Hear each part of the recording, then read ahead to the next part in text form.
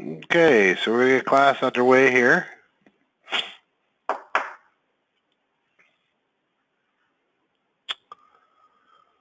So the topics we're going to be talking about tonight is active-passive resisted testing and moving into more of the specific components of assessment. So you're going to be, once you've done your assessment of gait and your standing assessment and your general, does anyone have any questions that they've had arise around the area of standing assessment? Are you starting to pick up on asymmetries in the body as you're doing standing assessment? Are you able to relate some of those to areas that you feel may be causative factors in that asymmetry? For example, when a person is doing a standing assessment, if the feet are, one is more anterior than the other, it would then tend to indicate usually something wrong in the lumbar region. If the legs are wider apart, would tend to find something more indicated in the thoracic region. So how are you guys doing on those types of generalized directives from the standing assessment? Can you give me some feedback, please, on that?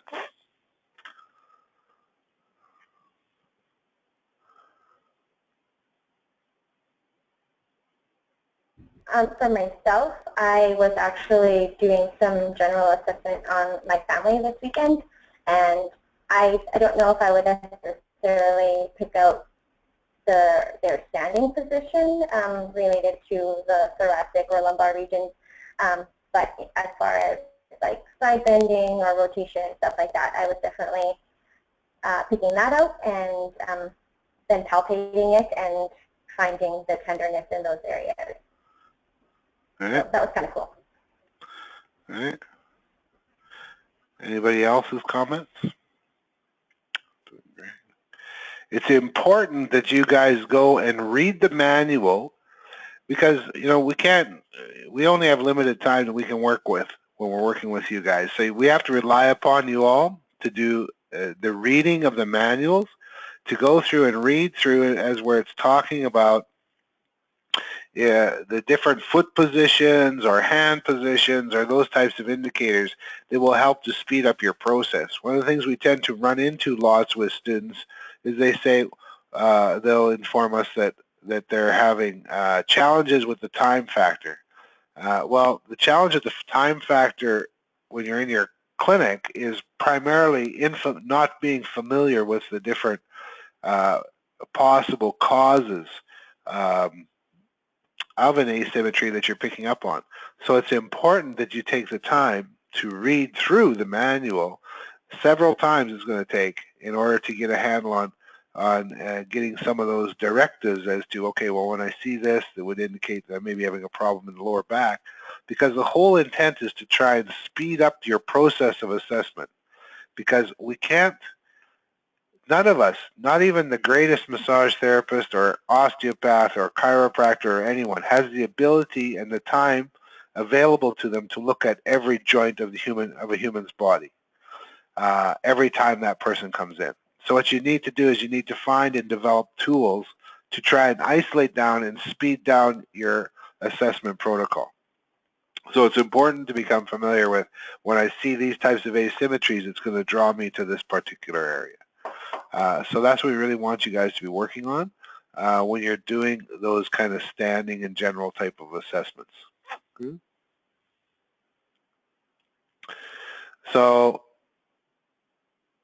once you've found an asymmetry area in the body, the next step would be we want to go to evaluating that particular area. So now we're going to move from more of a general type of approach to things to one that is a little bit more specific. Okay. Let's see here.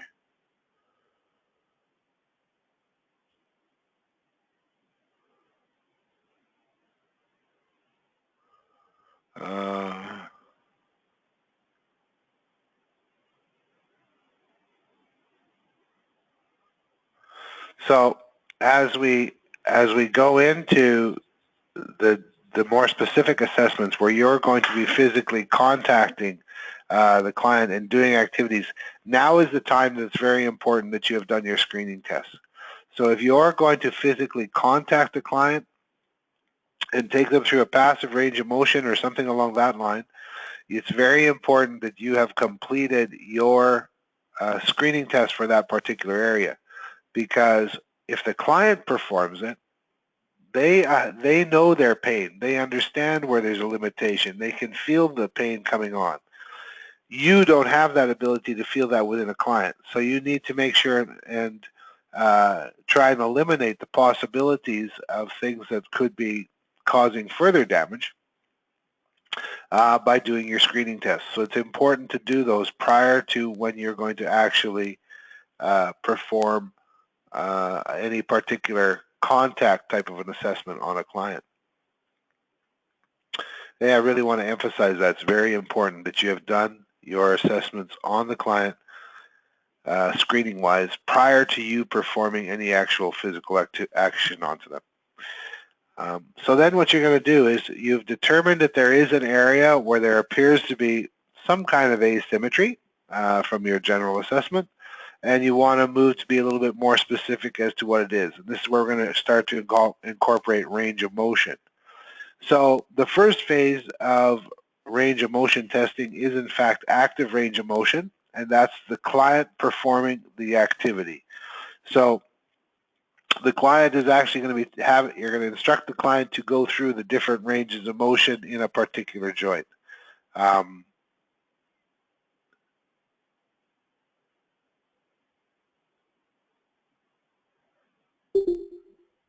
Why would I make you the presenter? Somebody's asked me to make them a presenter. I don't know why that it would be. But as you're going through your range, sorry. Hello? I'm sorry. Is there a screen? Because we don't see your screen. Oh, great. Thank you. Okay. All right. So when you're doing your evaluation, you want to go through your active range of motions first, all right, with the client, or have the client perform the active range of motion, and you're looking for asymmetry from one side to the other. Again, so you would be performing, say for example, with a simple joint, we'll work with something simple called the hip joint, for example.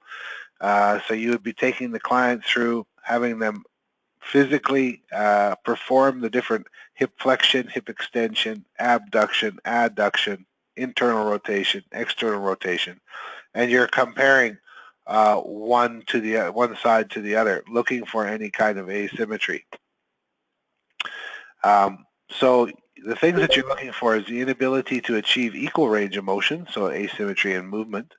That'd be one thing. And then the secondary thing would be looking for any abnormal range that is symmetrical on the two sides. So first one, very easy to find asymmetry from one side to the other when doing the comparison for active range of motion. When you're looking for abnormal evaluation, what you're looking for is a situation where maybe a person, the two hips both have some degree of hip flexion, but they're not what you would consider to be the full normal range of hip flexion that you see in the majority of clients. So that would be a secondary factor. Again, we're still looking for asymmetry from one side to the other, but we should also take into consideration, does the client's overall ability to achieve hip flexion appear to be less than normal? So it becomes very important to do that.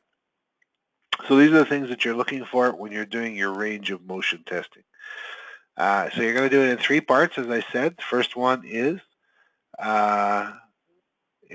you're going to take it, do it actively. Second one is you're going to perform it passively. This would be where you're going to actually physically do the same range of motion. And then the third one we're going to do is be resisted testing. We go through these stages. Okay. So the things that you need to be aware of when you are doing your APR testing is understanding the movements that are available at the particular articulation. So you need to be fully aware of, well, what types of movements are available at this particular joint that you can assess.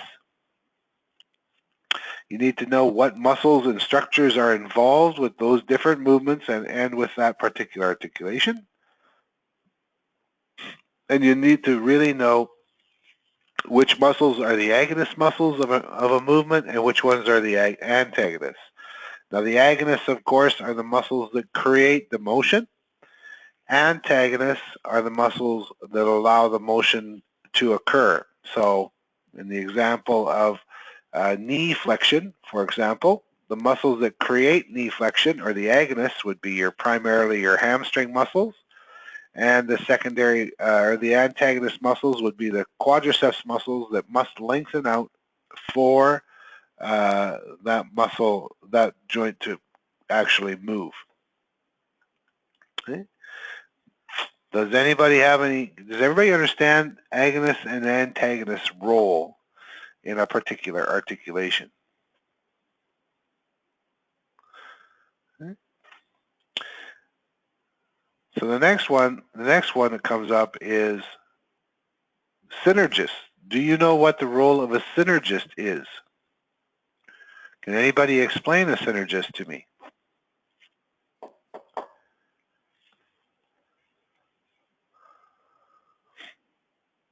Synergists are not prime movers, no.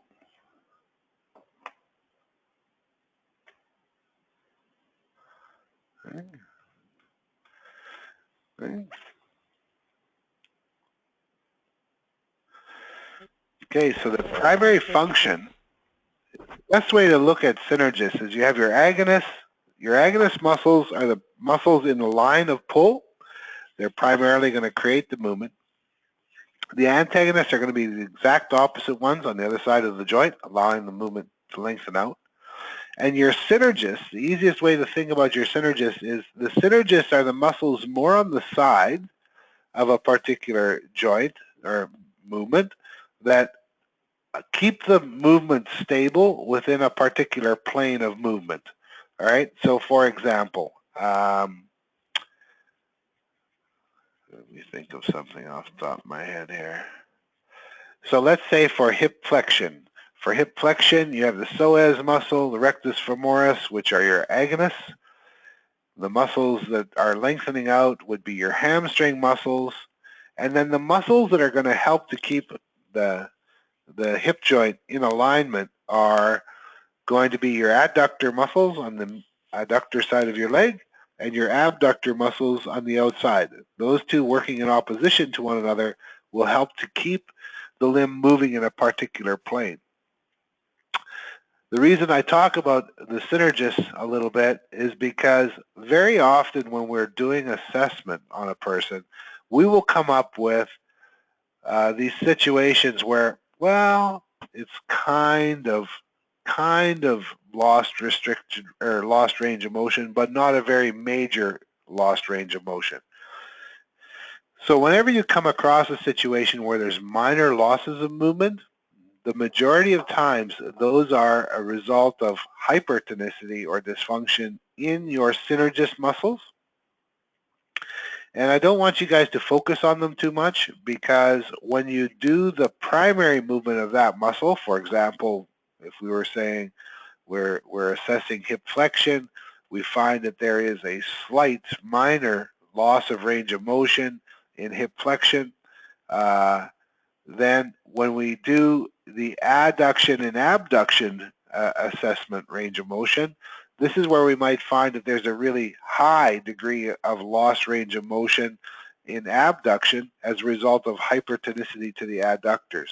So the adductors there might be restricting some degree of hip flexion minorly, but greatly affecting the abduction motion when you look at that particular muscle that particular action individually. So my point is, when you're coming across doing assessments on your client with range of motion, you're really looking for, is there a definite loss of range of motion, or is it just, if it's minor? If it's minor, just ignore it, because it's going to come up in the next range of motion that you assess. Do you guys understand that principle? What I'm trying to get at there?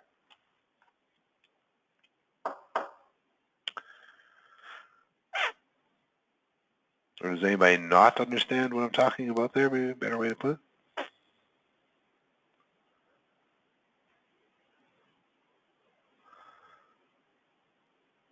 Okay, so you're really looking for, very important that you're looking for major losses of range of motion when you're doing active range of motion testing and passive range of motion testing. Understanding, you need to also understand the joint and the ligaments around it, right? So you need to be well aware of the structures of the joint themselves. You know, if we start out, and try and keep your understanding relatively simple. You know, you start out, you have bone surfaces, right? So the bone is the deepest layer within a joint. It has a hyaline cartilage covering that joint, and it's primarily there for allow for movement, to reduce wear on the actual bone tissue. It's there for some degree of minor degree of protection to the joint. There are no nerve endings found within that cartilage, which is a good thing. Otherwise, it would be very painful for us to put pressure on it. So the cartilage is the first thing that you find covering any particular joint surface. The next thing you're going to find is the intricate little structures that will try to form one bone to another. The greatest and easiest visual example I can give of that is when you look at, for example, the knee joint, you have the flat surface of the tibia going to the rounded condyles of the femur, and in order for that flat surface to become congruent or matched to the shape of the condyles, there must be a cartilaginous or some kind of structure in there to try and do that. And these would be the menisci that you would find within a particular knee joint. So you need to be aware, again, of the bone structures that are forming the joint, the cartilage, what types of contents are found within the joint itself, needs to be taken into consideration. And then the next thing you're going to have is you're going to have the synovial membrane that's going to cover the particular joint for the most part.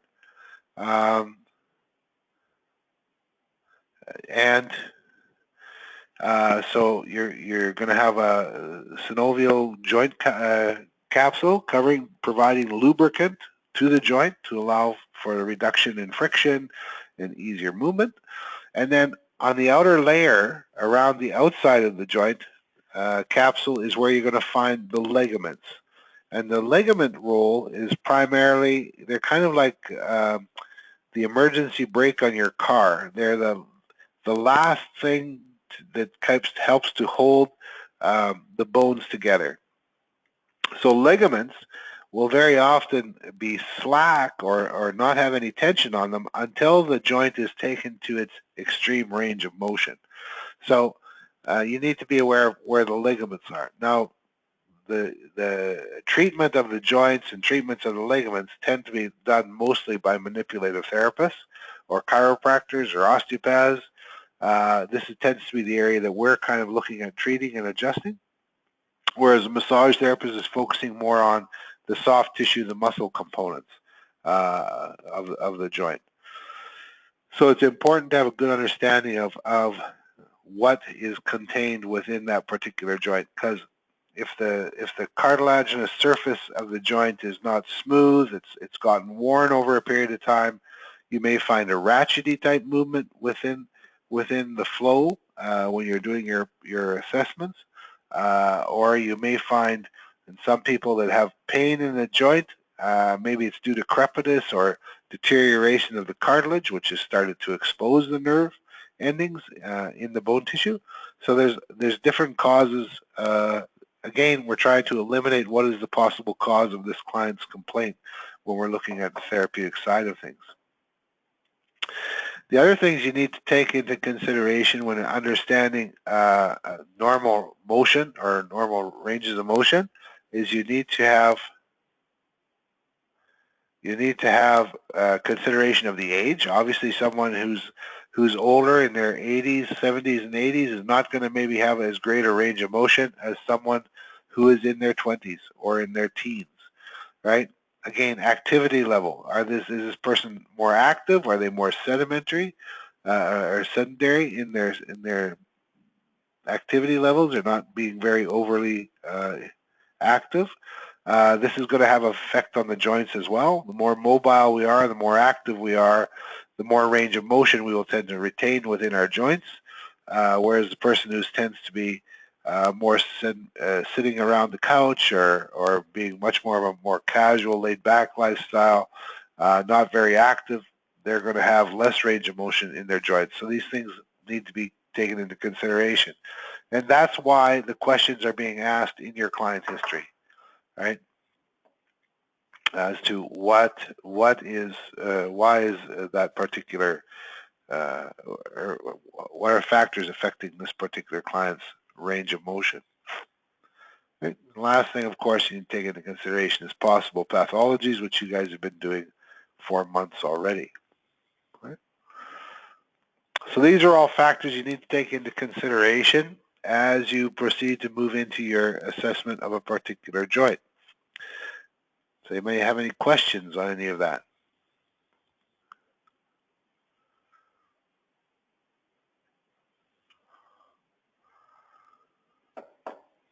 Okay. So first phase is active range of motion. So notice any inability to achieve equal range of motion from the client. Okay. So that's the first thing you would be looking for when you're doing your active range of motion. So there's always a little bit of confusion because active range of motion is considered to be part of your general assessment, right? It's this when we get into moving to the next step. Specific is starting to be more, or pardon me, when we're moving to passive assessment, that's where we're talking about more specific assessment component. So the results of active range of motion would be equal range of motion indicates no problem. So the first thing is if you're not seeing any asymmetries in active range of motion, we just assume that range of motion and the muscles creating that range of motion are functioning within normal parameters, and we move to a different action at that particular joint. If, on the other hand, you find asymmetrical range, it requires further investigation. This would be where we would now move to the next phase of our assessment, which is going to be passive range of motion testing.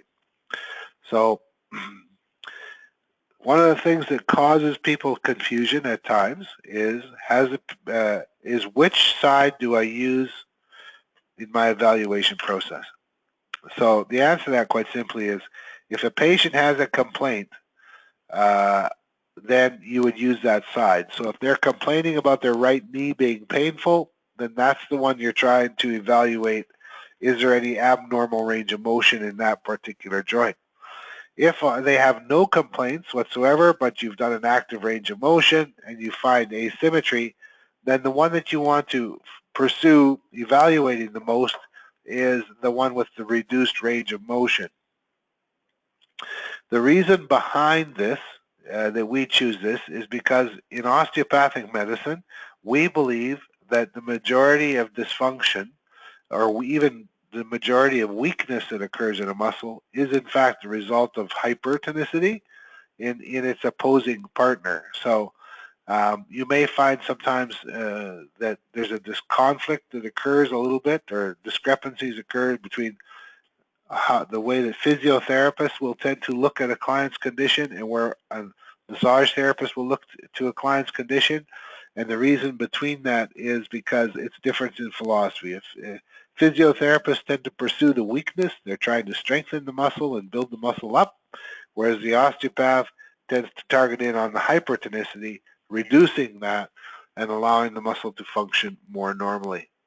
So there's a little bit of discrepancy philosophy. And this is where it comes from.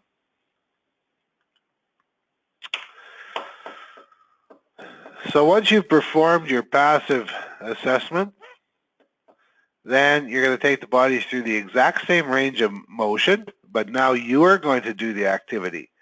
So because you are doing the activity, you are no longer involving the agonist muscle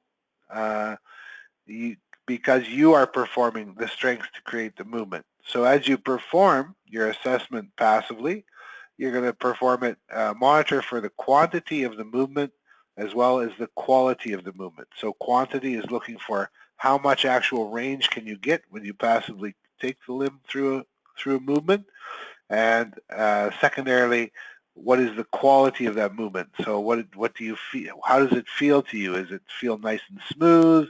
Is it jerky? How does it feel? Do you have a hard end feel at the end, or does it feel spongy? Those different things can be taken into consideration. Okay.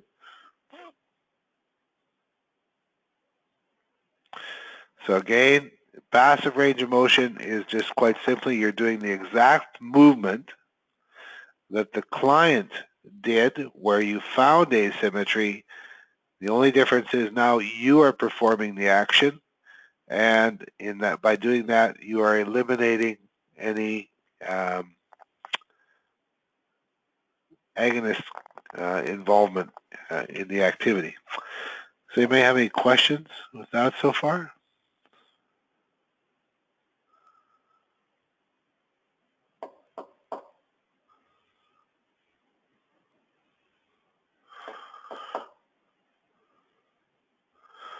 So there are two possibilities you can come up with when it comes up to doing your assessment passively. You either have inequality in your range of motion. So let's say, for example, you performed elbow flexion and you found that there was the client performed elbow flexion and you found there was asymmetry in the assessment. So now you're going to perform passively. So a couple things. The first thing is whenever you perform your passive test, you should have one hand above the joint that you're trying to affect and one hand below the joint that you're trying to affect. So if I was to, for example, be performing passive assessment of the elbow joint, I would want to have one hand on the humerus and the other one on the radius and the ulna as I take the limb through the range of motion. This is going to give me a lot more information. My stereognostic skills come through, or my palpation ability comes through in my fingertips of both hands as I'm monitoring the range of motion for how it feels and those sorts of things. So it's very important to have one hand on each side of the joint. Yeah, so if you passively take the limb through a range of motion and you found that there was in fact equality in the passive range of motion, in other words, you could get full range of motion in both limbs, then this would indicate to you that there was a weakness of the agonist muscle. So the reason that occurs is because if you can passively create the full range of motion without overforcing it, and the person you had them doing it actively could not, then it must be that they do not have enough strength in the muscles creating the movement in order for it to achieve full range of motion. So does everybody, do you understand what I'm saying there? It's a lot of words trying to explain it. Does anybody have a question with that?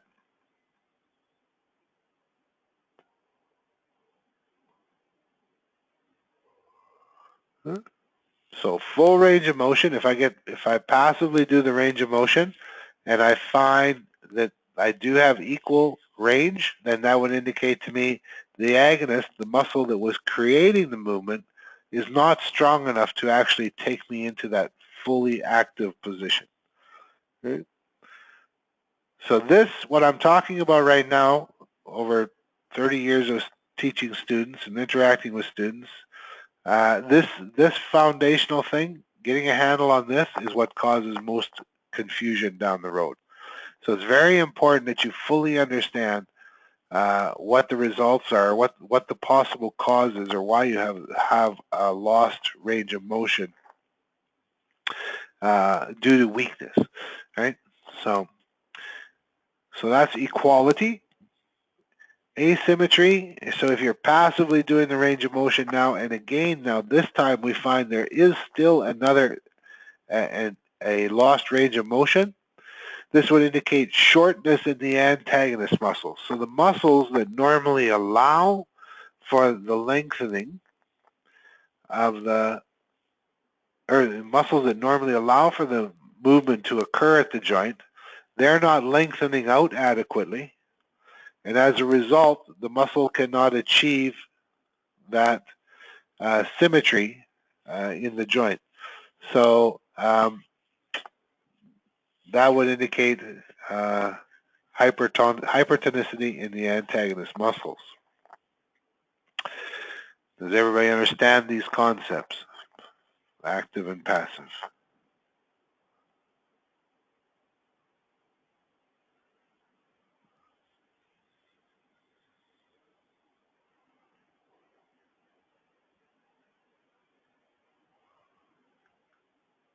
Can I explain equality? If the the available range of motion is the same on the two limbs, it would be equal. So therefore, you would have equality. Is that what you're asking me for?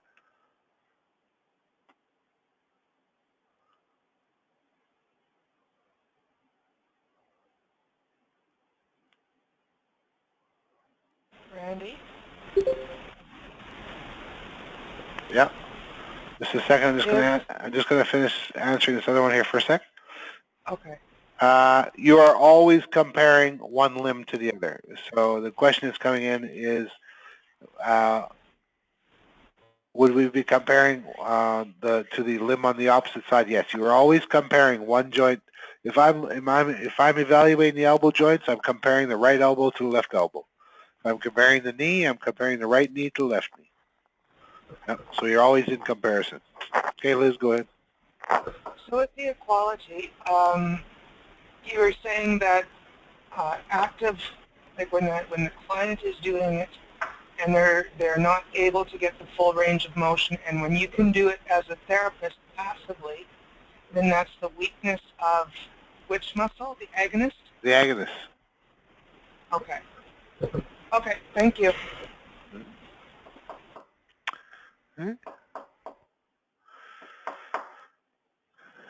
Any other questions?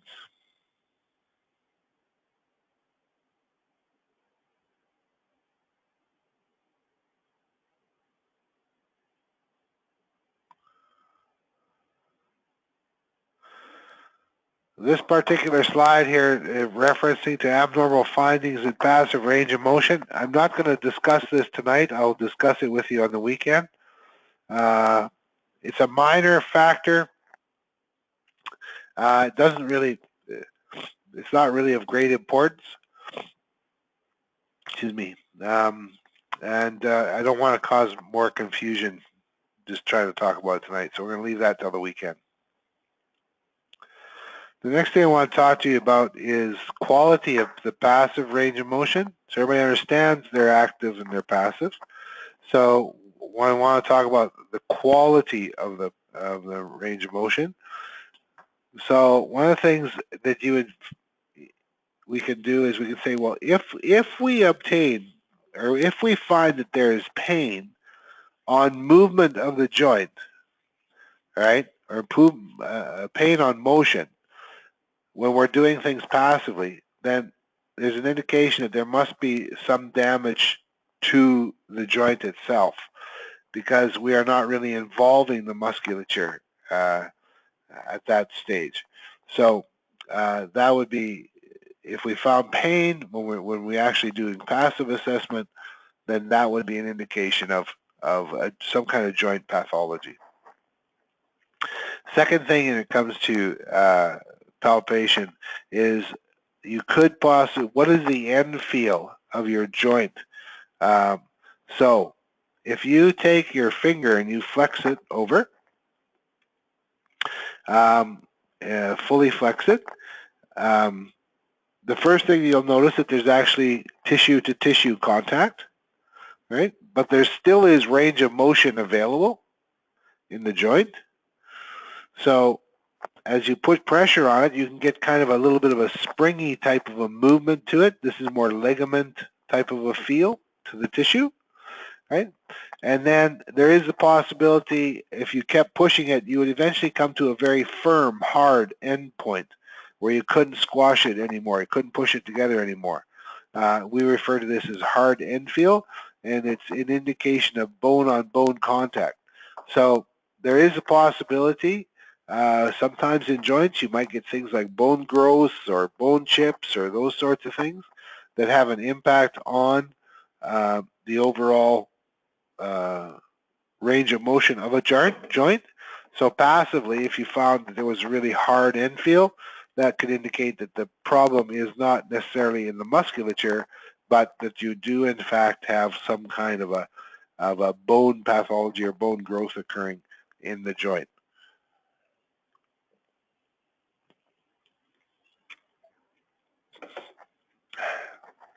Another feel that you may have when you're doing passively is you might have like a grinding type of a sensation.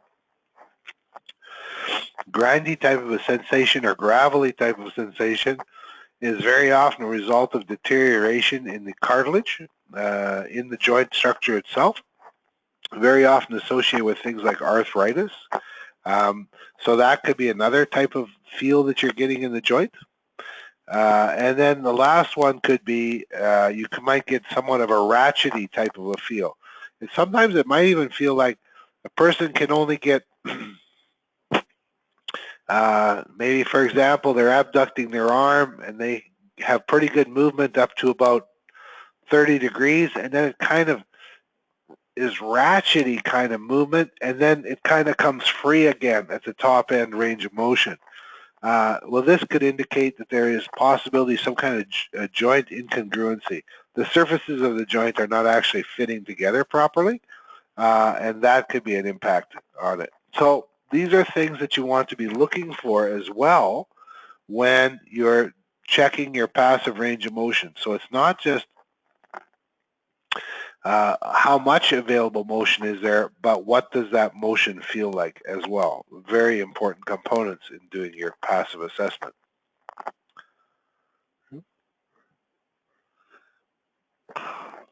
Does everybody understand that component?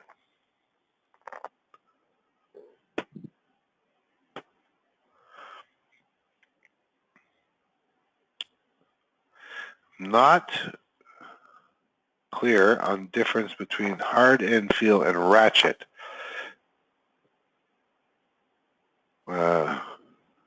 Liz, you've worked on your bike and you've had you know what a ratchet, a socket wrench is, right? And a ratchet, right? And you get that clicky, clicky, clicky, clicky type of a movement as you take it through the arc, right? Versus an open-end box-end wrench would just be a nice smooth movement. A ratchet is going to have those little clicks in it, little abnormal types of feel in it as it goes through. That's a ratchety type movement I'm talking about. Hard end feel is where it's solid. You've come to the end. It's like stick a board in the corner of a door and you can feel that it's a hard end feel. It's not going to allow it to occur any farther. That's the difference between those two things. Does that help clarify it for you?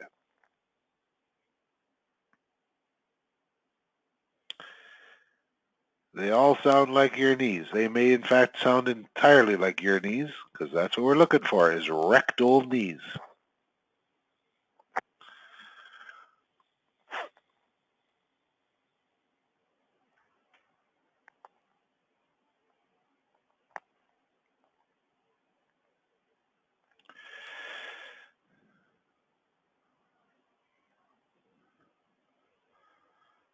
Now you're confused between ratchety and grinding. Grindy, gravelly, Liz. Change the word grinding to graveling and you got it. See?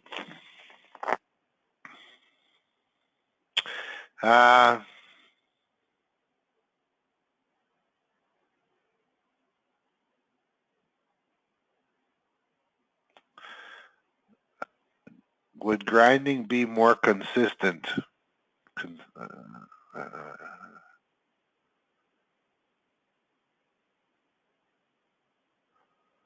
Not quite sure what you're trying to get at there, Angela.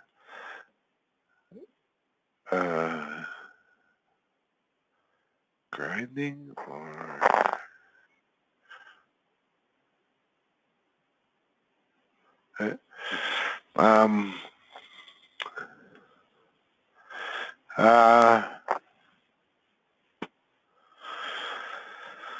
So, if we go back here to our passive assessment, so you've performed active range of motion and you find that there is, in fact, asymmetry. The next thing you're going to do is you're going to go to your passive assessment. So if during your passive assessment you do find that there is equal range of motion occurring in the two joints, then that would indicate to you that you have a hypotonicity or in fact a weakness in the muscles creating the movement, the agonists. If on the other hand you find that there is asymmetry in the range of motion and you find that one limb is not moving as far as the other, then this would indicate that you have hypertonicity in the antagonistic muscles not allowing the movement to occur, right? So if you have hypertonicity, what you can do is you can palpate the muscle tissue and compare it bilaterally using the tissue scale to determine if there appears to be a hypertonicity in the musculature or not. Okay? If we found that there was a weakness in the musculature, then we would want to perform a resistance test. So a resistance test is again where we're going to have the person perform the same action that we've been testing. The only difference is now what we're going to do is we're going to offer resistance. So we're going to resist them trying to create that particular motion. And we're going to have them try and contract their musculature, and we're going to monitor for this if there's any asymmetry in strength.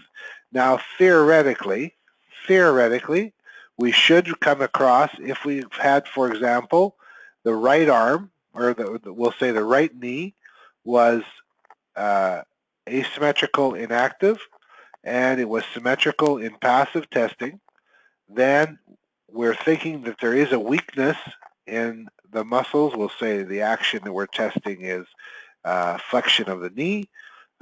So we're assuming that there is a weakness in the hamstring muscles. So then what we're going to have them perform is try and have them flex the knee as we offer resistance to that particular motion. So it's very important that when we're doing the resistance test that we make sure our hands are positioned in the direction that we want the client to perform the activity. Don't say to them, I want you to flex your knees, because a client doesn't know flex your knees from flex your elbow. They don't understand the language that you're used to. So what you simply do is you position your hands in the position you want them to perform the active test or the resisted test in, and you simply say, can you please push into my hands? Contract your muscles and pull your limbs into my hands. So as they are doing this, you can monitor, and what we want to do is we want to have them slowly apply the contraction. Don't try and have them overpower you, right? The ideal situation would be where we had them perform this activity at the mid-range of the joint.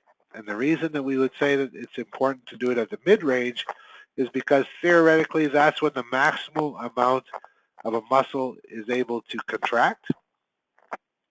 But if we can't get them to mid-range, which is very often the case, we would have them maybe possibly contract for a little longer to try and fatigue the muscle a little bit.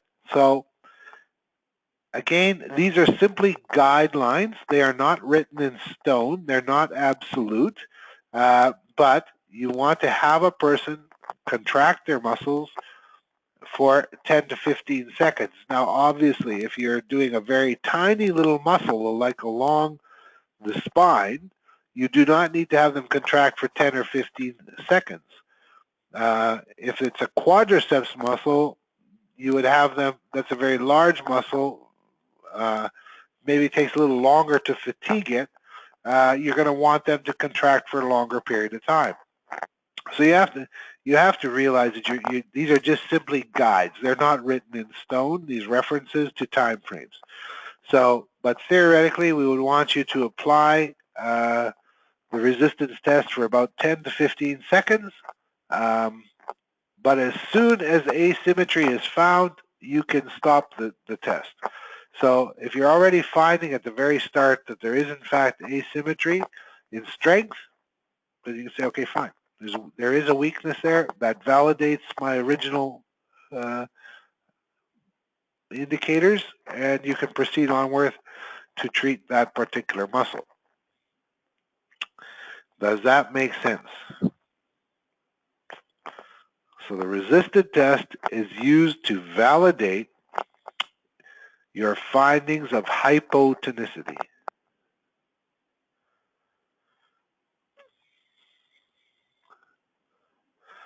So what you're going to do, if you found that there was equal strength, it's going to indicate there's no problem and you would need to retest or go back and reevaluate the situation. If you do find asymmetrical strength, which indicates a weakness of the agonist, then you need to evaluate the nerve from its source. So you would start to palpate along the length of the nerve. Say, for example, with a calf muscle, you would want to palpate along the hamstrings, traveling up to look to see, are there any indications of where that particular nerve could be being impinged by hypertonicity in another muscle along its path. So the most common one that we run across is in the sciatic nerve. We have a condition called piriformis syndrome, and that's where the hypertonicity of the piriformis muscle actually impinges on the sciatic nerve, blocking the nerve supply down to the muscle and causing it to become weak, right? So that's one possibility. So we want to eliminate that. So we're going to look along the length of the nerve. The next thing we're going to do is we're going to look at the level of the spine to which the nerve arises from. So this is referred to as a nerve root compression. So we're looking for any dysfunctions in the spine itself at that level. So if it was, again, using the sciatic nerve, we'd be looking for L4, L5, S1, S2 dysfunctions in the spine. Another possibility could be that there could be a herniation of a disc compressing on the nerve. So again, you know, we've kind of approached this from the other end. We've approached it from the point of view of the client complains of pain radiating into the leg, and we're eliminating the disc as a possible cause. Well, now this is just telling us that if there is weakness in the musculature, it could be a result of a herniated disc. And the last one could be improper neural feedback from the muscles. So you guys have been studying neurophysiology of the musculature, so you need to be aware that the muscles need to have input coming into them, into the spinal cord from both the GTOs as well as the spindles, and it's the balance between the two of those things which is going to determine how much tone is in the muscle. So if, for example, you have too much stimulation coming from the GTO for some reason, that could be causing a muscle to appear to be weak. So that's the improper neural feedback that we're referencing to here, right? The other proper possible causes could be that if the nerve was injured, if there was an injury, and over a long period of time, the nerve will start to reduce its threshold. So it takes less and less and less to cause stimulation. So neuronal feedback can be another factor in having an impact on nerve weakness or nerve strength. So when you come across this indication of weakness in the musculature, the first thing is to make sure and check out other areas that are possibly causing the dysfunction. Does anybody have any questions on that?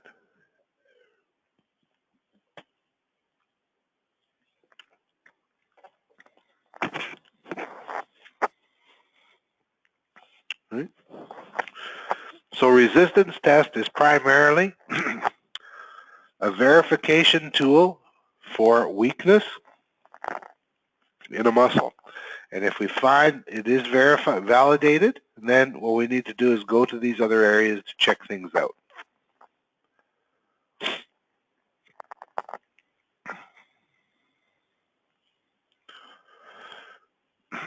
Okay. So that's APR testing, active, passive, and resistant testing. Does anyone have any questions?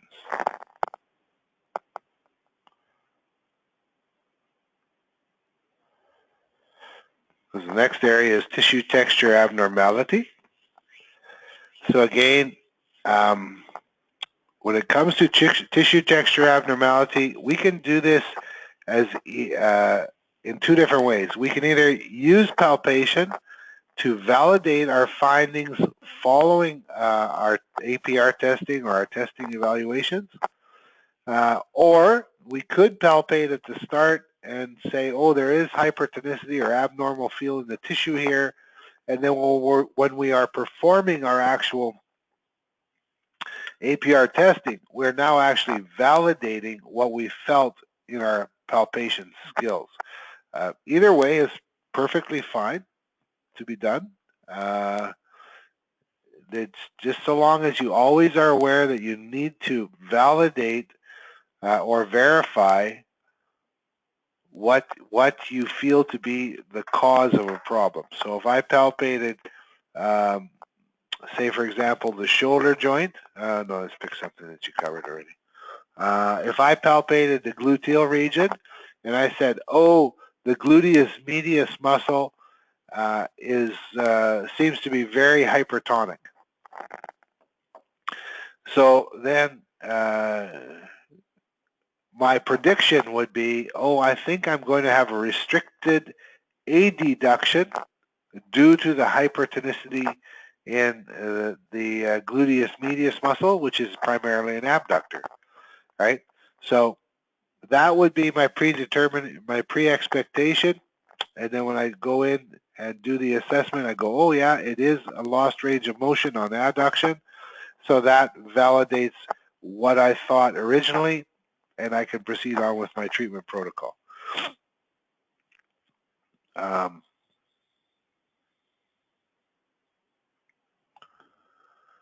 So you're always comparing your affected tissues to non-affected areas of the body.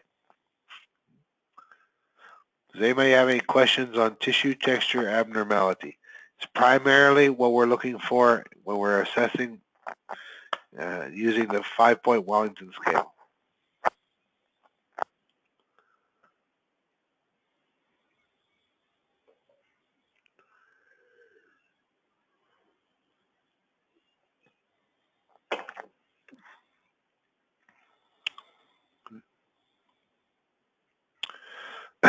So your results from tissue texture abnormality, general increase in firmness of the muscle as compared to its corresponding muscle on the other side, indicates a hypertonicity, short segments of very firm, hard sections of the muscle.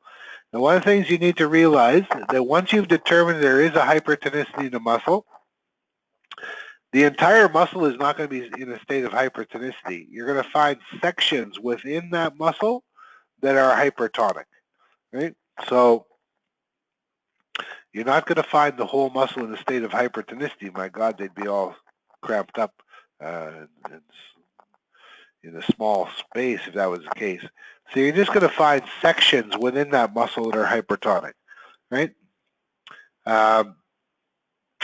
So things that indicate contracture associated with external trauma or prolonged injury is very often. So you're reading on the patient history and they telling you, oh, I injured this 10 years ago from some situation. Well, then this would be an indication of, well, I'm probably going to get some contracture in there just simply due to the age of how long this person has had it, the fact that it was external trauma that caused the problem.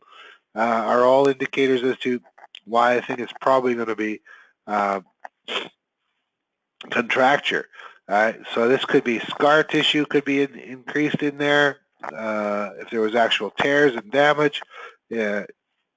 Increased fibrous tissue growth, again, to try and protect the area, or adhesions could be also formed, right? So those are some of those results. So based upon your findings and assessment, you should now be able to come to a conclusion as to what the cause of the client's complaint is.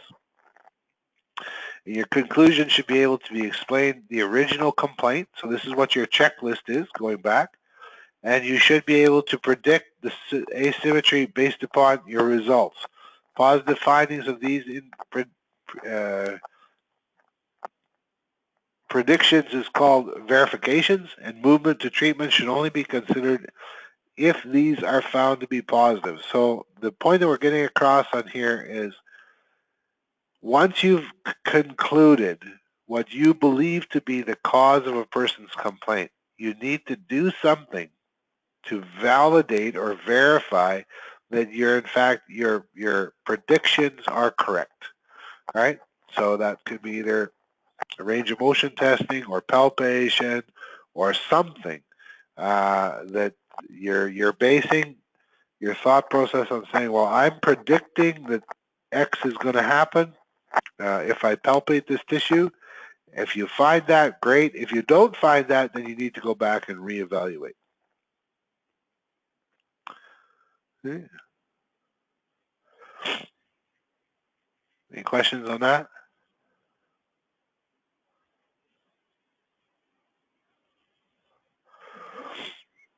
Okay.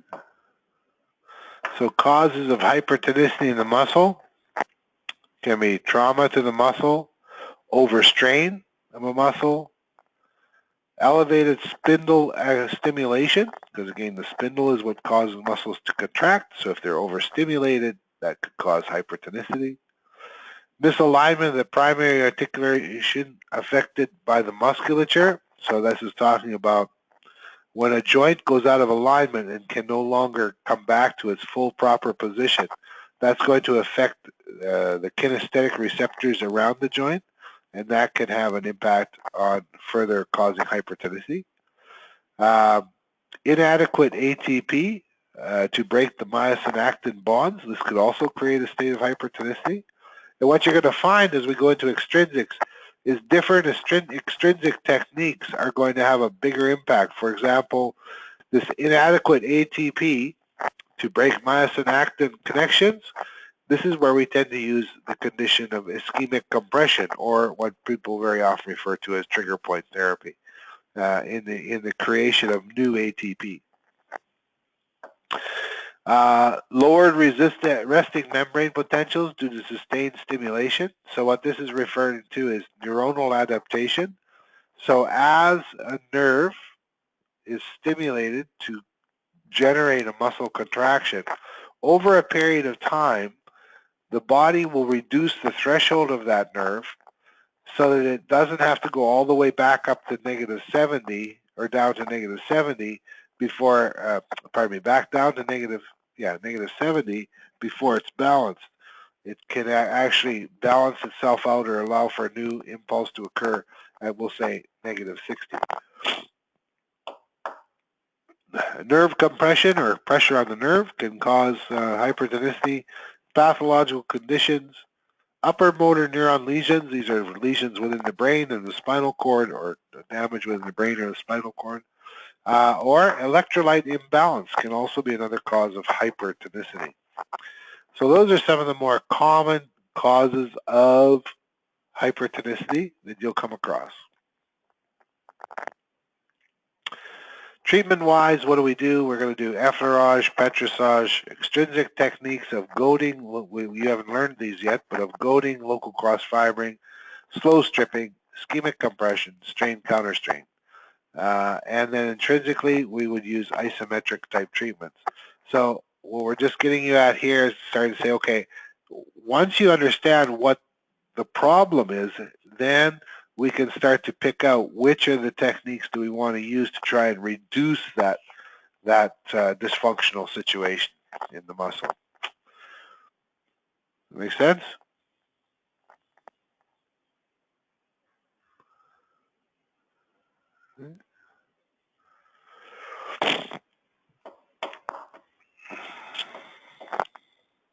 So causes of hypotonicity in the muscle, or lack of tone in the muscle, compression on the nerve root, or along its path. So we talked about that. Can be any kind of compression on the nerve root. Hypertonicity in the antagonist muscles can cause reflexive inability of a muscle, inhibition of a muscle. So if, for example, my quadriceps muscles become really hypertonic, well, the hamstring muscles are the muscles that they're teamed up with. So correspondingly, they wouldn't get as much neural stimulation because the quadriceps are overstimulated. So that could lead to the possibility of a hypotonicity in them. There could be pathological conditions, such as different nutrient type factors can play a role, neurological type factors could play a role, muscular dystrophy, and you can go through the MS, you can go through the whole list of different things that cause weakness in musculature. Nutritional factors, if a person's not eating properly, of course, going to be wasting of the musculature, deterioration of the protein content, because if a person is not taking in enough protein, the body will take protein out of the muscle tissue. Lack of spindle stimulation, so they need to be more stimulation at the spindle, or overstimulation of the GTO. So again, very much tied to neurological type of problems when you have hypotonicities. Extrinsic treatments that we would use would be things like tapament, interfusal muscle fiber stimulation, elevated stripping, elevated local cross-fibering, which are advanced level techniques we're going to show you over the next few months. Intrinsically, we're going to do what's referred to as an isotonic or dynamic resistance.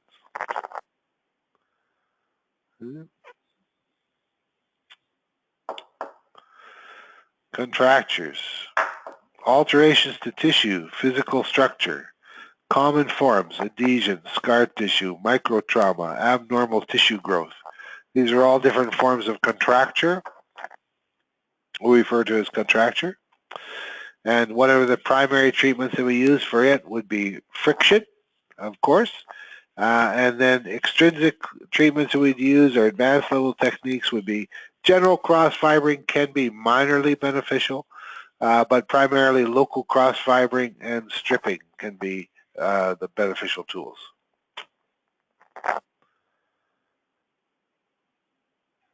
So consideration of patient complaint.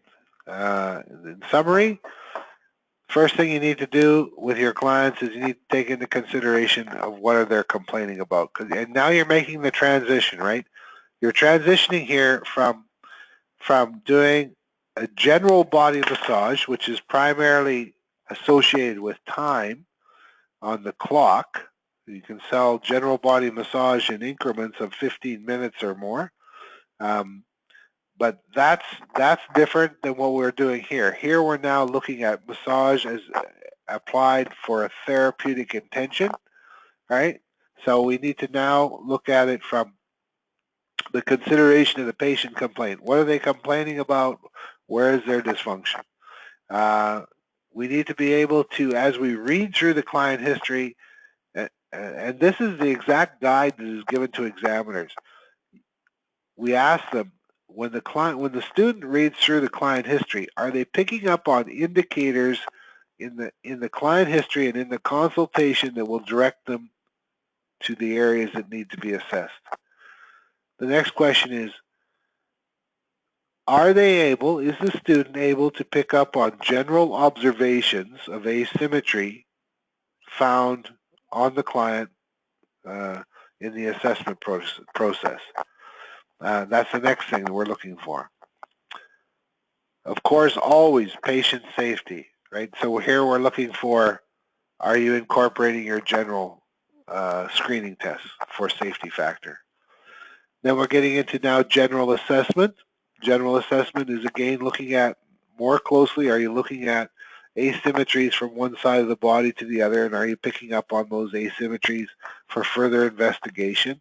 Again, based upon what the client informed you of in the first place. Then we proceed on with specific assessment. So your specific assessment is now, okay, you found an asymmetry in your general assessment, and you're going to proceed on with trying to figure out what it is. So right now, the tools we've given you to do that are active, passive, and resisted testing. So you can start to apply those. Actively get the client to go through the range of motions for those particular areas that appear to be restricted. Then you can perform them passively, and then you would do your follow-up with your resisted tests to evaluate if there was a weakness, right? So your specific assessments, and then from those you're going to come to your conclusion as to what you believe to be the issue, and then based upon that you're going to integrate verifications to validate your findings, right? So that would be the procedure that you need to go through when you're evaluating a client. That's what we're looking for in a testing type environment. Did you take into consideration the patient history? Are you able to be directed from the client history to areas that need to have closer evaluation? Are you picking up on asymmetries in your general observations, right? Do you incorporate safety as a consideration within your application? Do you proceed on to general assessments, focusing on the area that the client has a complaint and then moving outward from it? Are you incorporating specific assessments where you find asymmetry present in the human body? Are you able to take your observations and come to a conclusion and then develop or rationalize that conclusion based upon verifications? This is the standard protocol that we use in assessment. Does anyone have any questions of that?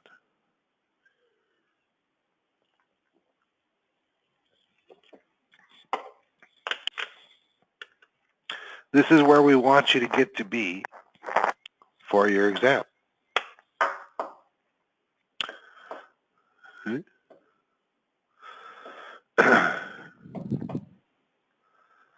It's just a matter of going through step by step by step, get used to the protocol. How am I going to get there? You're going to get there by repetitively doing it. It's the only thing that's going to get you there. You need to be comfortable with seeing dysfunction, with seeing different things in the body. If you're just doing your massage on one person, it's going to restrict your ability to become fluent at seeing things. So you need to expose yourself to as many different people as you possibly can. Part of the reason why, make sure that you're using the clinic experiences for using and implementing these different tools, because it's the only real mechanism that you have there, unless you can find a whole bunch of new clients to evaluate on a regular basis in your practice time.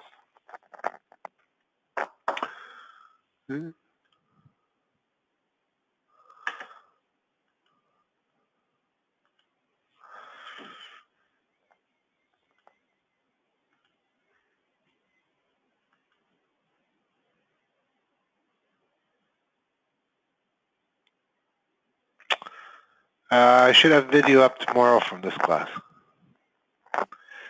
All that depends on how long it takes for it to process, but it should be up tomorrow.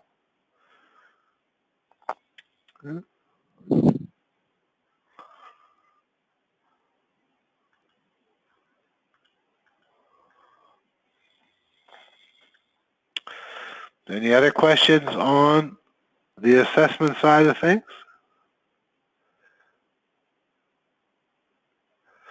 You need to go back. You need to read the manual. You know, your guide. You need to read the manuals.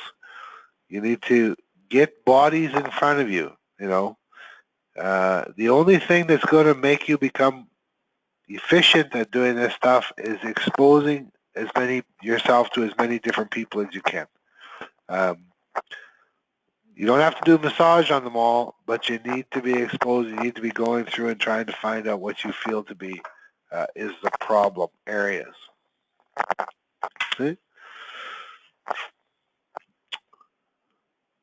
We have a little bit of time left today. I'd like to take and maybe start into extrinsics because we're going to be covering going into extrinsic applications this weekend as well. Because now that we've theoretically, now that we'll have you to the point where you're able to start to pick up and do some of the assessment side of things, well, now you need to start to incorporate how do you treat those particular sections of dysfunction in the body. So I just want to go through and start introducing extrinsic applications. Okay. Doesn't look like anybody else is bringing up any questions. So for your final exam, this is now extrinsics is going to be moving you into your fourth quarter, right? So, but for your fourth quarter final exam, you need to recognize the structures of a muscle. You need, and this is for performing your extrinsic techniques. Understand the establishment of normal resting tone, like how is normal resting tone created? You need to recognize and distinguish tissue abnormalities. Can you distinguish between hypertonicity and hypotonicity? Understand the causes of these abnormalities.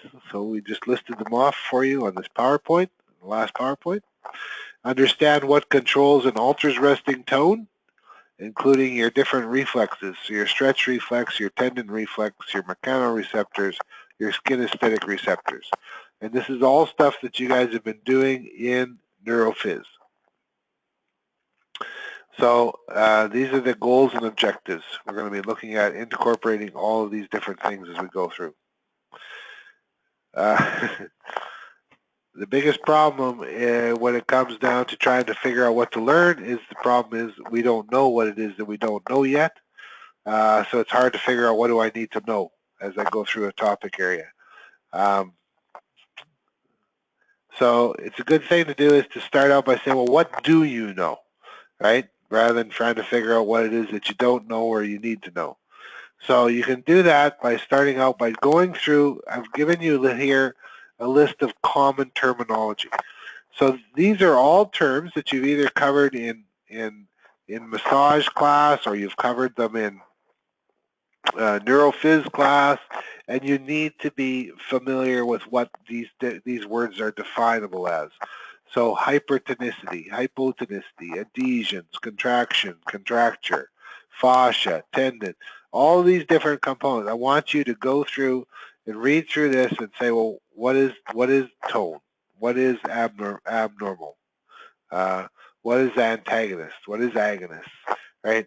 You should be able to define every one of these terms that's on here, and if you can't, you need to look it up to find out what that reference is talking about. For example, some of you might not remember what substantia gelatinosa is. Substantia gelatinosa is the region within the spinal cord in the gray matter where you're going to find the interaction between the interneurons and the alpha and the gamma motor nerves, right, where they come in.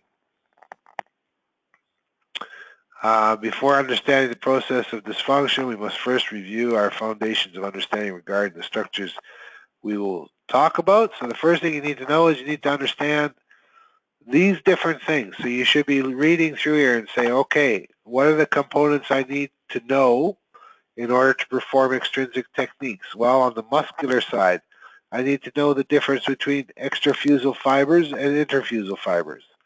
I need to know what the spindle is. I need to know where the flower spray and where the annulospiral are and what are their different roles, what are their different functions. You need to know about tendons and the Golgi tendon organs. So that's the muscular side. On the nerve side, neurological side, you need to understand about afferent neurons, right? Where they are located, the spindles, the GTO, the mechanoreceptors. What is it that? What are these different things, and what is their role? You all know this stuff. You just have to gather it together in your head for references. The spinal cord. You need to know the difference between gray matter and white matter, but primarily the gray matter, which is comprised of your association neurons and interneurons, is the most important thing to us. Efferent neurons are motor output to the muscle, and we primarily have alpha motor nerves, which are to the extrafusal fibers, and I think what's gotten cut off there is gamma motor nerves. You can add that in, gamma motor nerves, to the interfusal fibers. Right? They need to work always in harmony. So again, this is giving you the guide as to what it is you need to know. Now, the next thing is going to be talking about these different components. Much of this, I'm sure, is probably simply review for you. So you have your mechano and your thermoreceptors, which are primarily found within the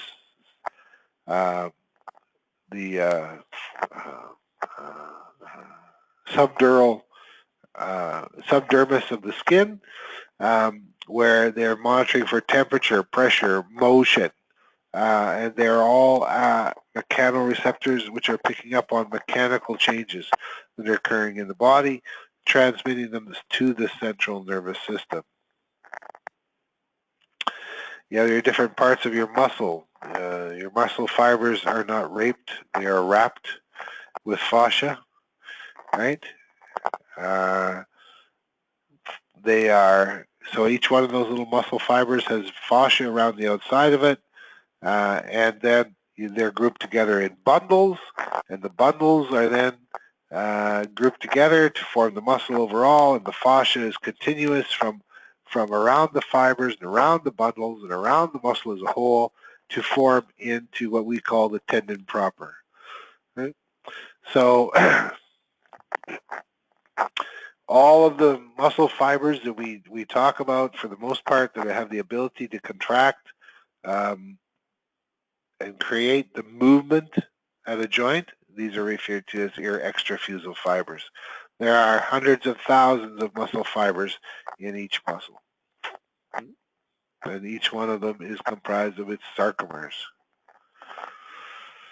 Then you have, in amongst the extrafusal fibers is where you're going to find the spindles. Now, the spindle is like a little cocoon, as if it was to contain a butterfly, right?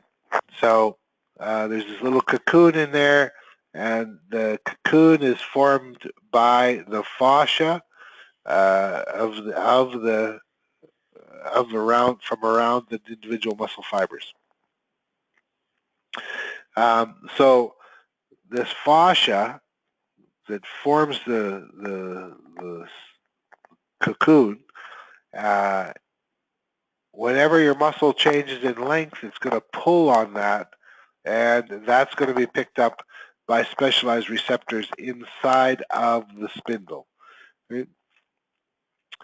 So there's going to be some muscle fibers inside of the spindle that are also called interfusal muscle fibers. Right? Anybody has any questions as I'm going through this, because I'm going through it really quick? I have a question. Yeah. So is the intrafusal muscle fiber much smaller, shorter than the extrafusal? Interfusal fibers are tiny. They're just found within. So they're really tiny in the very tiny. Cocoon. Spindles are very, very small. Yeah. Yeah. Okay. Yeah. And then the intrafusal muscle fibers are really just for monitoring? Interfusal fibers are just for monitoring, yeah, within inside the spindle. Yeah. And the extrafusals are the one that will Create the create work. the motion. Yeah. Okay, thank you. Yeah. Any other questions?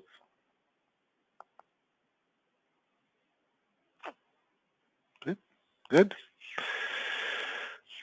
So if we go and we look inside, so here you can see a picture of where we would have the extrafusal fibers, and then we would have the spindle, which is just a little cocoon component, and inside there would be your interfusal fibers. So specialized receptors inside of there are two primary ones that we're interested in, and those are the annulospiral and the flower spray.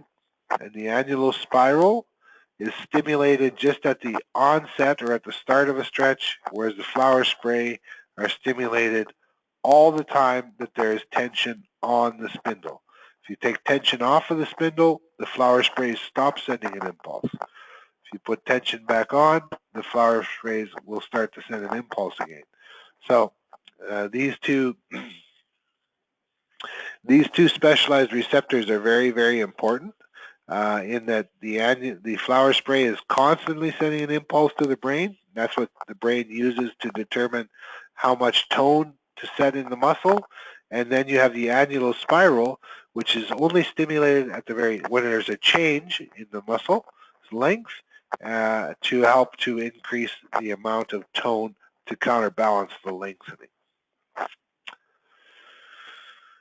The other structure that we have within the spindle that's within the muscle that's of importance to us is the Golgi tendon organ. They are located down in the tendinous area of the muscle. And they're more responsible for, as a muscle shortens and pressure starts to build on the tendons, that is picked up by the GTOs.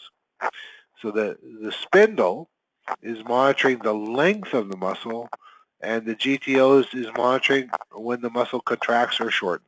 So they are in opposition to one another.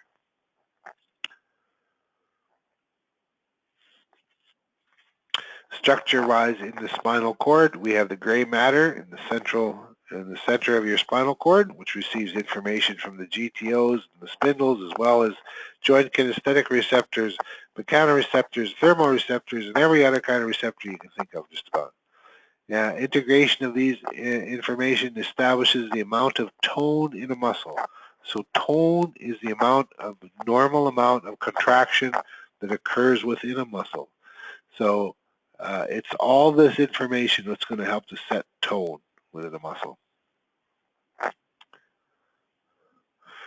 This particular diagram is just looking at a typical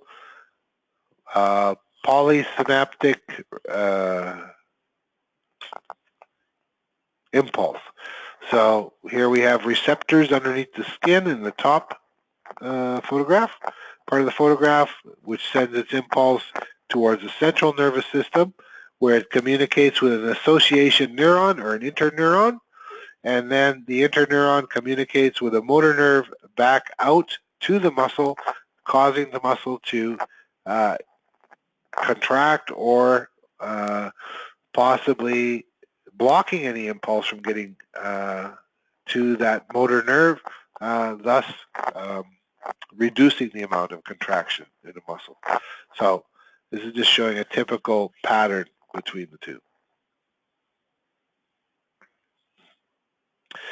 So hopefully you're comfortable with what are the components of a muscle or where they're located, like the extrafusal fibers, sarcomers, musculotendinous junction, and GTO. Does everybody understand where those are all located within the muscle, the extrafusal fibers of the muscle?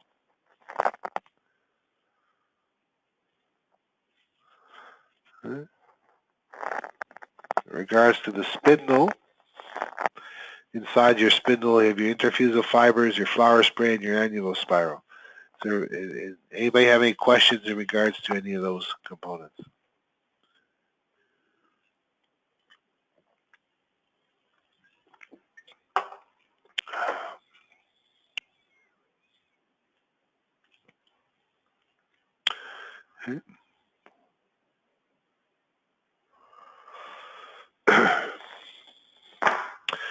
So here we have alpha motor nerves. So the nerves that carry impulses to the extrafusal fibers are referred to as alpha motor neurons or alpha motor nerves.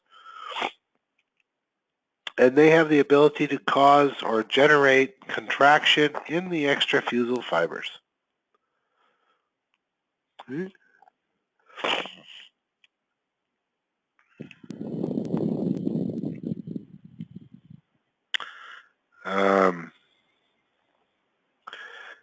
We could have added in the second.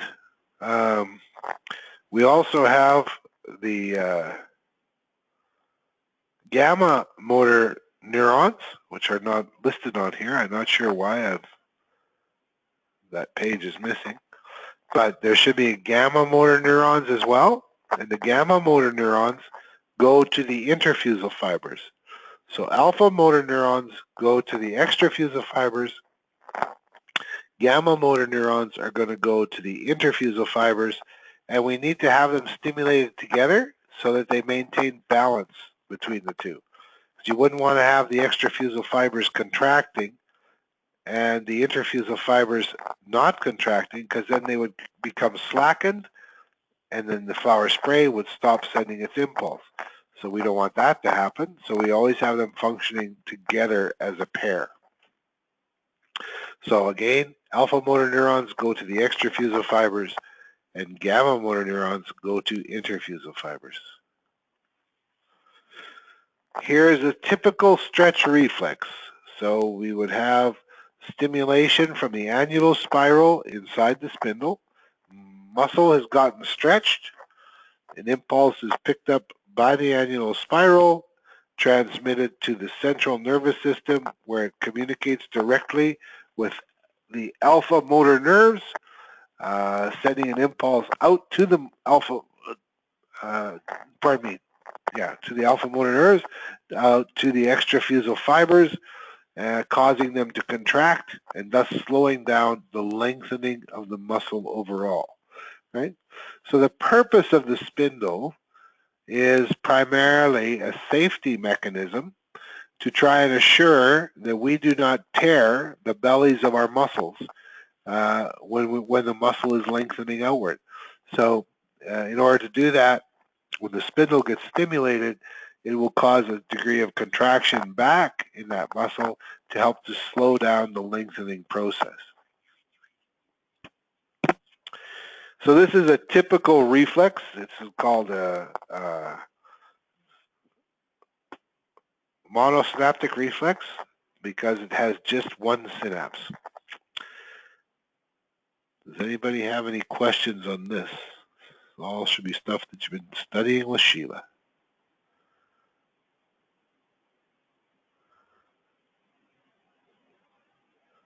No questions? Okay.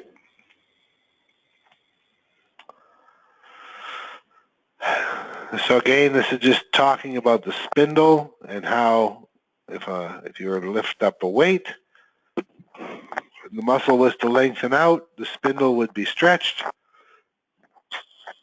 which would generate an impulse back to the spinal cord. The spinal muscle would contract, and the weight would be lifted up to reduce possible tearing.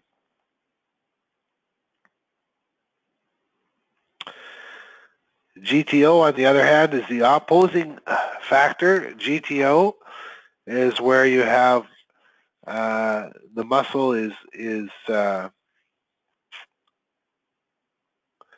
trying to contract the muscle to lift the weight, and as you are doing that, pressure is building up in the tendon, and it sends an impulse to the spinal cord where it communicates with an inhibitory interneuron, and that inhibitory interneuron releases a chemical called glycine to the alpha and the motor nerves, stopping impulses back to the muscle.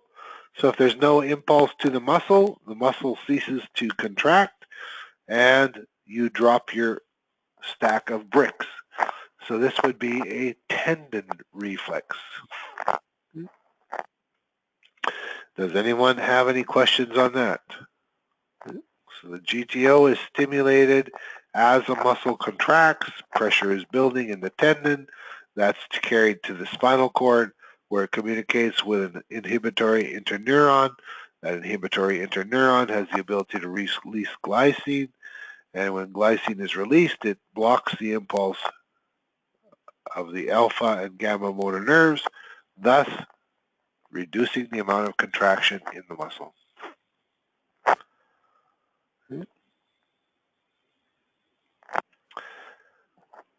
Just another example showing the impulse coming in from the mechanoreceptors to the association neuron or interneuron, and then blocking impulses to the motor nerve.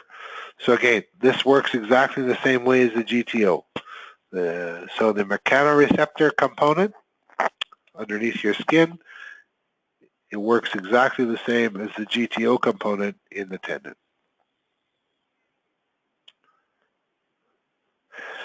So the information coming from all these different structures is what's going to result in how much tone you have in the muscle. Now at any particular time, muscles do not have all of their fibers contracting to the same degree. So which fibers are going to contract is determined, is offset from one another.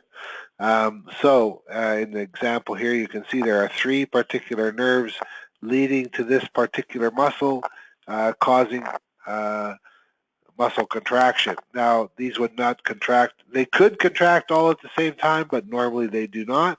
They alternate their contraction, and this is what prevents fatigue from occurring in a muscle, right, is the ability for these one motor unit. So if we see the one there that's kind of orangey, or unit number 3, we can see that it only has 2 muscle fibers involved in it.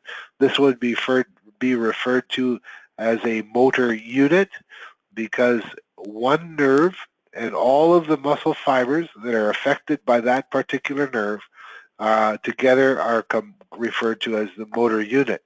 So in this particular muscle example, it is showing us as having 3 separate motor units, because we have 3 separate nerves feeding to this particular muscle. And again, primarily it's to prevent fatigue. Now you have to realize muscle fibers are not all the same length. So let's say, for example, this particular motor unit, the fibers that it's feeding to may be a little bit shorter, so they're going to play a different role in the range of motion than some of the longer muscle fibers might, for example.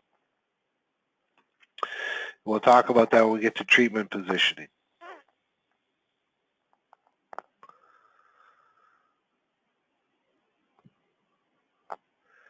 So the things that you need to be aware of, again, in this section we talked about the GTOs, the annular spirals, the flower sprays, and association neurons. Right? So you need to know that from the sensory side of things. And then you need to know about the motor facts, about the alpha and the gamma motor nerves leading back to the muscle. This is pretty straightforward for you guys. Is there anything you want me to clarify so far? Is there any questions that you have from a neurophysiological point of view that you'd like me to validate or clarify for you? Feel free to ask.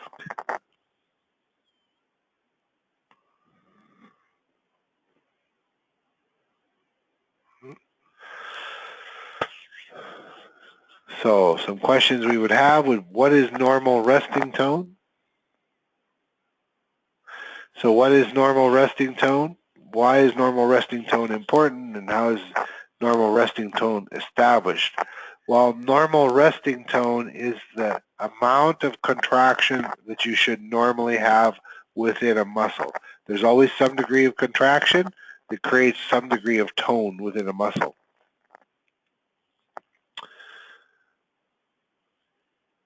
If that normal resting tone is too high, then the muscle is going to fatigue it's going to not be able to achieve its full length, or that sort of thing. So that could be detrimental to the muscle's function. If it was too low amount of muscle tone, then you could have an inability for the muscle to create the movement due to lack of strength, or could be that the muscle becomes caught off guard and fires. The possibility of tearing could occur. So normal resting tone is very important in several different factors. And how is normal resting tone established?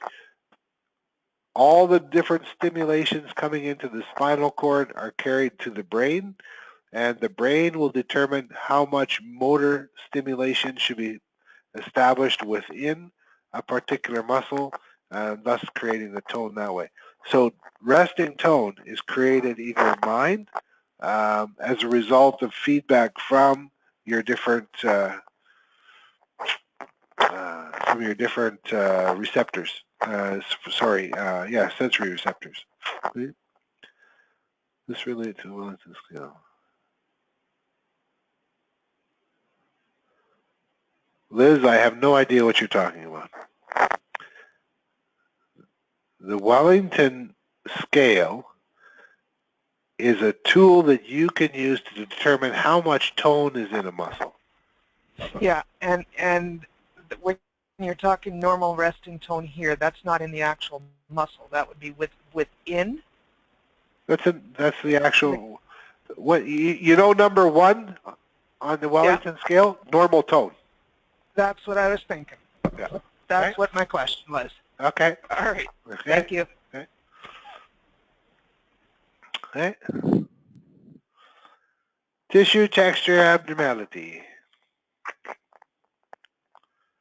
We talked about this a little bit in the end of the other slide, but there are 4 types of variants in tissue texture that can be altered by the massage therapist. Hypotonicity, which is a reduced tone. Hypertonicity, which is an increased or exaggerated amount of tone. Adhesions and contractures. These are the 4 primary things that we can alter through our different techniques. Different techniques are more effective on some of these than on others. So it's up to us to determine as we go through learning extrinsic techniques, how can we best align the proper technique for the dysfunctional tissue. So in order to pass your test at the end of the year, you need to be able to distinguish and recognize the changes in the tissue, provide an understanding of the causes for the changes, choose treatment techniques that can enhance those changes or improve them, and explain your rationale for the choice of the technique. So it's more important to me as an examiner that you're able to provide to me a rationale as to how you've assessed the client, come to a conclusion as to what was wrong, chosen a particular technique to try and alter that person's situation. That's the most important thing to me. Then whether or not you're choosing the exact one that I would necessarily choose. My point being, it's more important that you're able to rationalize why you are doing something than necessarily how accurate you are. For example, there are some techniques that I think are extremely beneficial. I use them very well, get very good results with them. Other people do not find them as beneficial. Now, if someone else,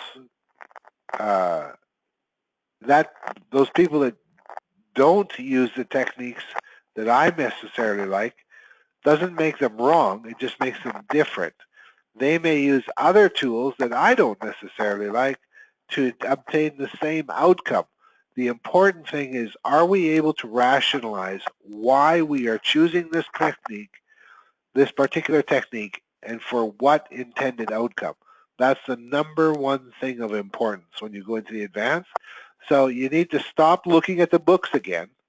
You need to take the knowledge that you have and carry it in with you and say, I'm making this decision based upon this is my knowledge, all right? Not about where you're going to find something in a chart in a book. That's not going to happen. From now on to the end of the studies with us, you're not going to find a lot of charts. It's going to be a lot of you having to internalize the information, analyze it, and come up with your conclusions, and then be able to explain your conclusions as to why you chose to do it a particular way.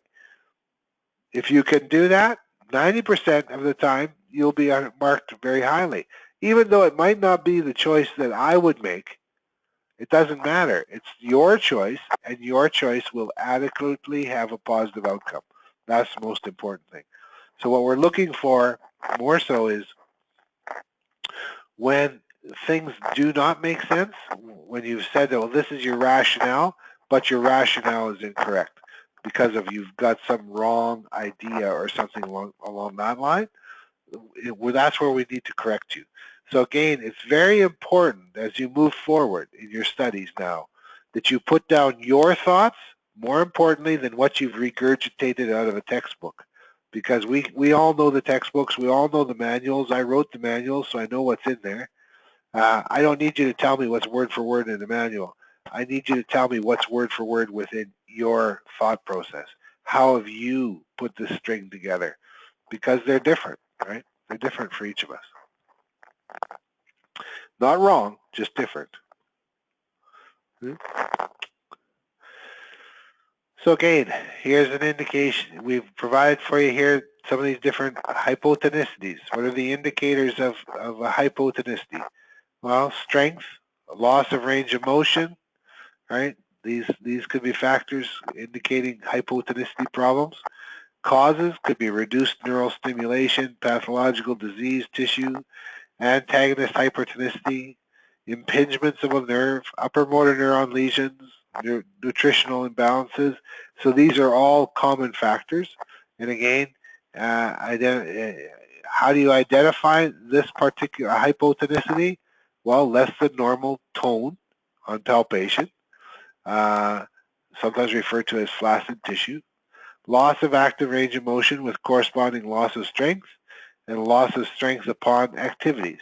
These are all indications for hypotonicity, right? And then your treatments would be intrafusal muscle fiber stimulation, stripping, or local cross-fibering, intrinsically isotonics or isodynamic resistance. So note, any indication of hypotonicity requires check for nerve impingements at the spinal cord or along the nerve path. So again, I've already given this to you in a shorter kind of condensed form. This is a little bit longer one, but it should give you more information.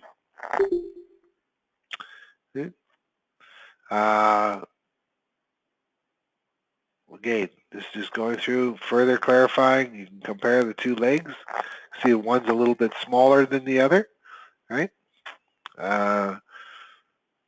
What does the tissue feel like? Could feel like flaccid tissue, that sort of thing.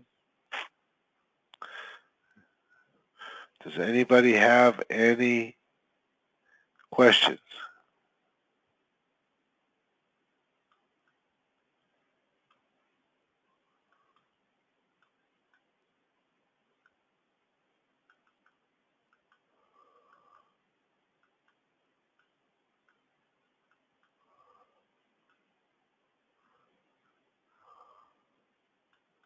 Right.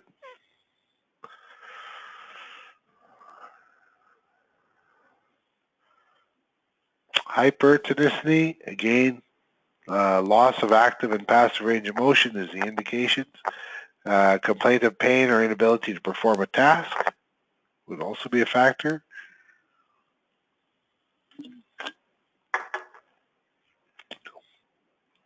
Causes of hypertonicity can be neuronal stimulation, neuronal adaptation, which is altered membrane potential, motor nerve impingements, guarding over diseased tissues, lack of blood flow, nutritional imbalances. Okay. So again, indications would be greater than normal tone on palpation, loss of active range of motion with corresponding loss of passive range of motion, and abnormal skeletal positioning.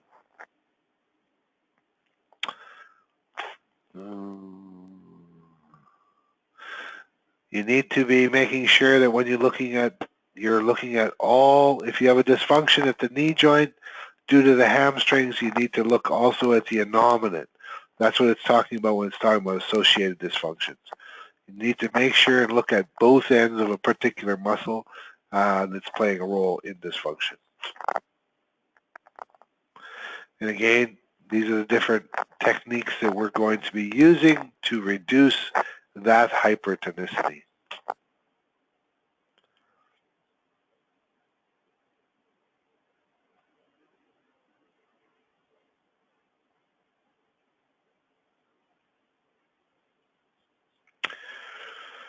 So in a nutshell, hypertonicity is too much tone in the muscle.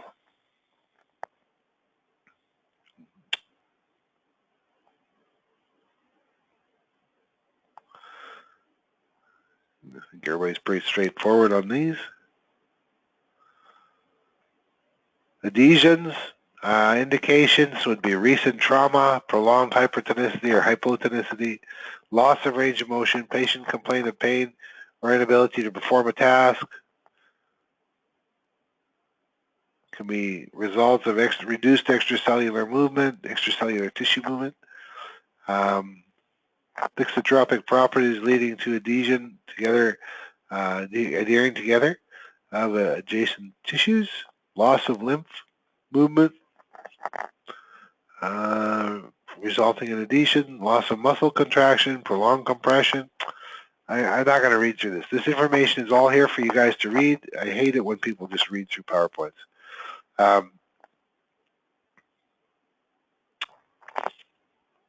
Does anybody have any questions about adhesions? We've been talking about adhesions quite a bit over the course of the year.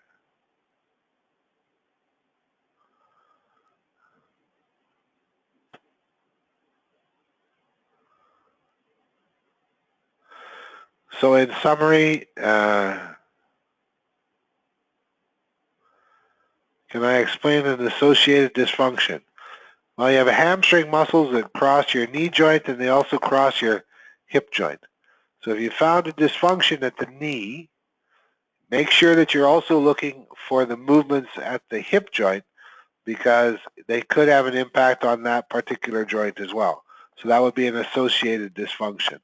Primary dysfunction is the one that you picked up, but there could be a secondary dysfunction at the other end of the particular muscle. Or it could be other muscles, like synergist muscles that are crossing the joint as well. So you need to look for, when you're looking for associated dysfunctions, you need to look at the joint where you have found dysfunction and then look to the joints around it to see if there are any dysfunctions that are overlying onto them. Right? So that's what associated dysfunctions are. And sometimes they're far-lying. For example, we know about if you have dysfunctions in the lumbar, there's a corresponding dysfunction at the top of the spine in the cervicals. What causes the different abnormalities? Okay. What two neurophysiological principles can be applied to alter these abnormalities? What affects mechanical? What affects?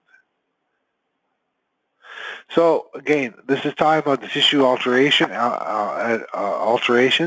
So how do we choose, or what do we need to do to break down these different dysfunctions that are present in the body? And the first two that we're going to be talking about.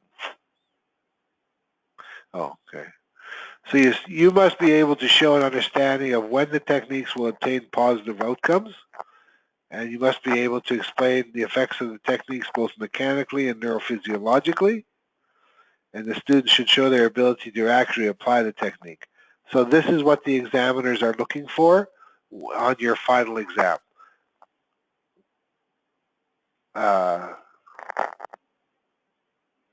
Do you understand why you're picking this particular technique? Do you know what its effect is going to be on the muscle? And do you have, can you apply it properly? That's primarily what they're looking for.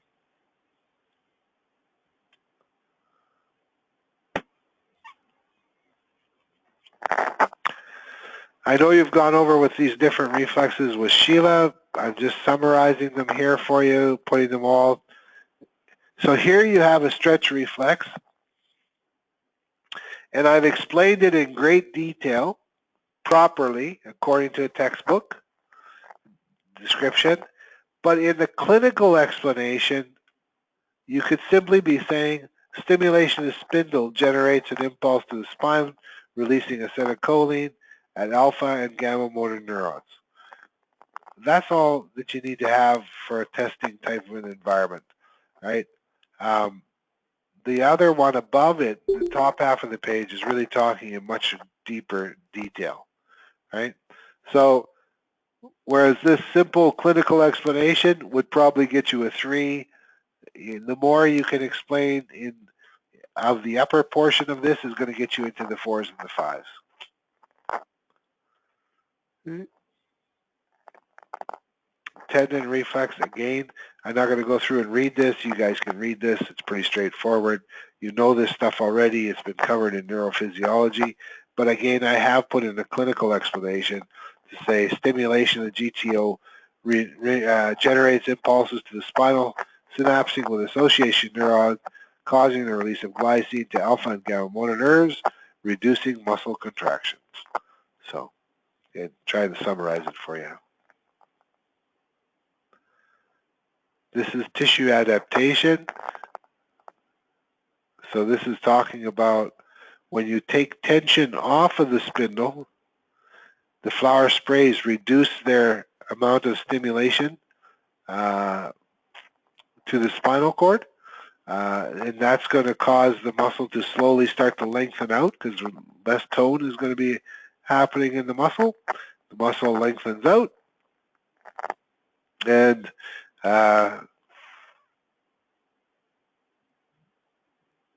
it goes to a point of less tone. Clinical explanation, reduced tension on the spindle reduces flower spray stimulation, causing a reduction in resting tone. I haven't checked that website. I should check that website. And this is again talking about neuronal adaptation. So a clinical explanation of neuronal adaptation is pressure to the motor plate reduces impulses from the neurons to the muscle, causing resting of the normal, causing a resetting of the normal resting tone.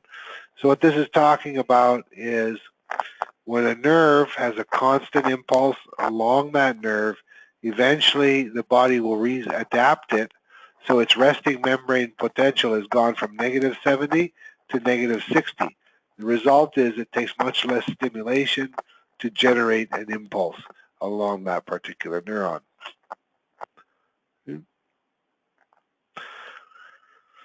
So neuronal adaptation. Mechanostimulation, clinical explanation. Elevated mechanostimulation results generates impulses to the spinal, causing the release of glycine from the association neuron, reducing alpha and gamma motor stimulation. So again, very basic explanations. The more detail that you go into, the better off it is. Does anybody have any questions on any of these reflexes? I don't want to waste time on going through them if you guys already have a good sound understanding of them. But however, that is actually the end of our, oh, that's good. We got to where I wanted to get to. Okay. So what you need to know is you need to be able to explain stretch reflex, tendon reflex, mechanostimulation, tissue adaptation, neuronal adaptation. I want you to be able to explain these. So when you come to the seminar on the weekend, you should have at least read this stuff over enough that you have some kind of an understanding when I start to talk about it. Because the more you understand, the faster we can move through the information and provide you with more clarity. Right? But it is now 8:35, and I've actually ran over our time a little bit. Does anyone have any questions before I let you go for the evening?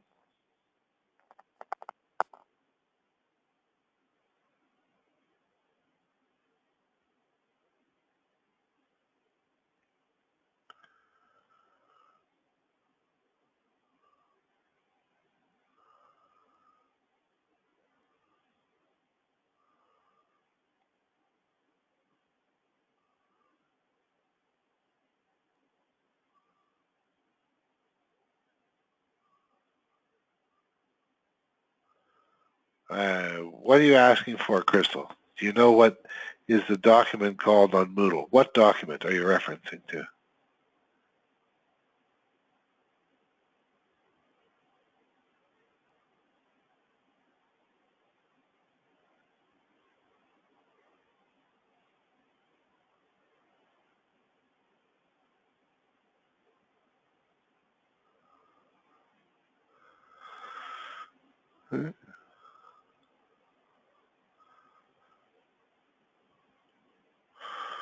Any other questions on anything?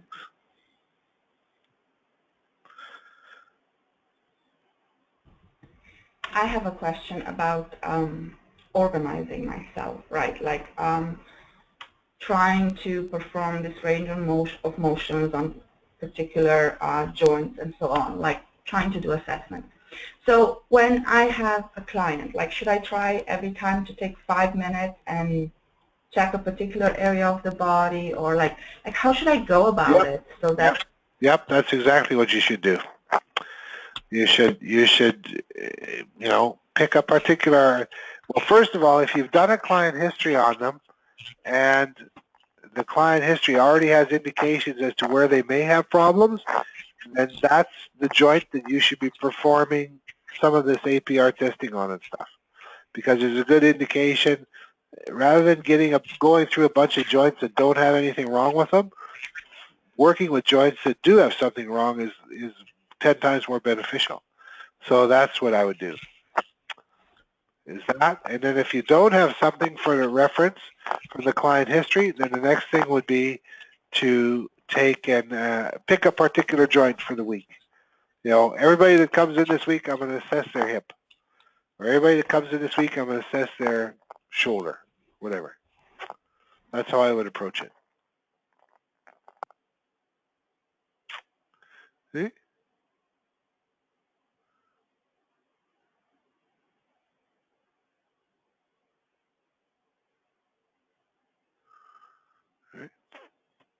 Any other questions?